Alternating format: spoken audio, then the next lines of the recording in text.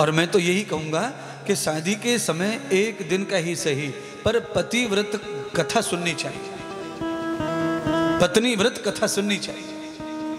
पति पत्नी व्रता हो, पत्नी पतिव्रता हो तो घर स्वर्ग बन जाता है, घर में अनमोल रत्नों का जन्म होता है।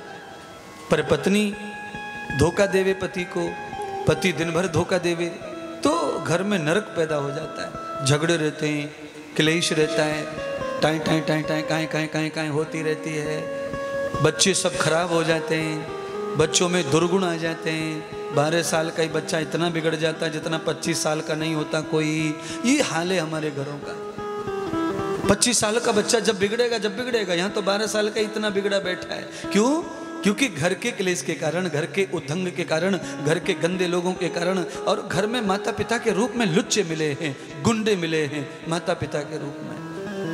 इसीलिए बच्चों का बुरा हो रहा है। केवल बच्चों का कोई दोष ऐसा नहीं है, बच्चों के ऊपर जितना अतिक्रमण हो रहा है बुराइयां को, वो माता पिता का दिया हुआ प्रसाद है। मैं बच्चों को दोष नहीं देता, मैं तो माता पिताओं को दोष दूंगा, क्योंकि ये सारा मटेरियल वहीं से आया है, ये सारा प्रॉब्लम वहीं से आ रहा है।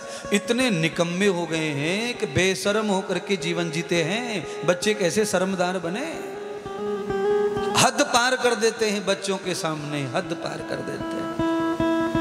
ओहो मेरे प्रभु राम, राम जी ने सीता जी को 14 साल तक व्रत करने के लिए अनुसुईया के पास भेजा।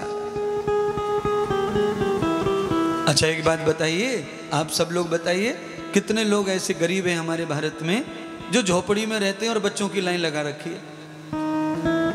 बोलिए, आंधी आ जाए तो घर नहीं रहता, उड़ के किसी कोने में पहुंच जाता है। जोर से रात में बरसात आ जाए तो पेड़ों के नीचे घुसते बैठते नालायक।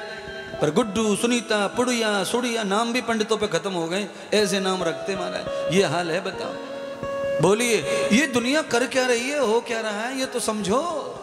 भगवान श्री राम ने अनुसुईया जी के सामने रख दिया, व्रत दे दिया और ये निश्चय कर दिया, जब तक हमारे सारे तप नहीं पूरे हो जाते तब तक हम औलाद का निर्माण नहीं करेंगे।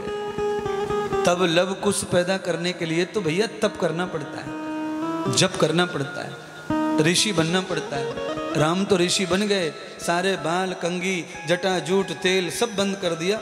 बालों में तो कब से लगा लिया बरगद का दूध, जटा बांध दी।